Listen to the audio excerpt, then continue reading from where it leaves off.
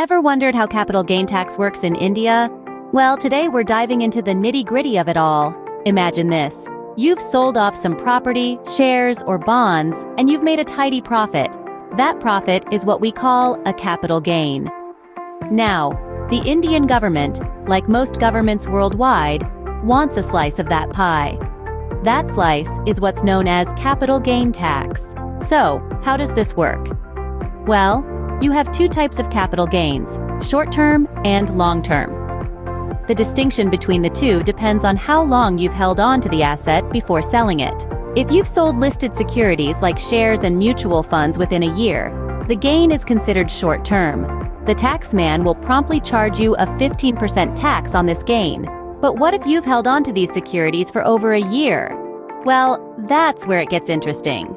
If your gain exceeds 1 lakh rupees in a financial year, you'll be taxed at a rate of 10%. This is what we call long-term capital gain tax. Now, for assets like property or gold, the tax rates and holding periods can vary, so it's always wise to consult a tax advisor in these cases.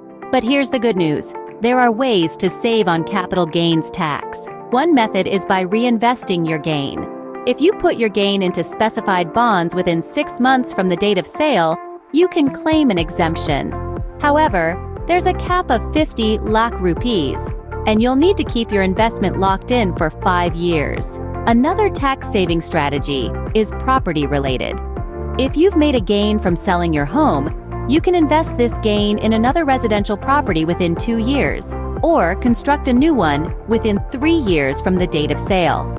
But remember, you can't sell this new property within 3 years of purchase or construction. There are also exemptions available for long-term capital gains from the sale of equity shares or equity-oriented mutual funds, with conditions applying. To wrap up, capital gain tax in India is a tax on the profits from the sale of capital assets. It can be short-term or long-term depending on the holding period of the asset. The rates are 15% for short-term and 10% for long-term gains on listed securities. You can save on this tax by investing your gains in specified bonds or property. So, the next time you're selling off assets and making a profit, remember, a little knowledge of capital gain tax can go a long way.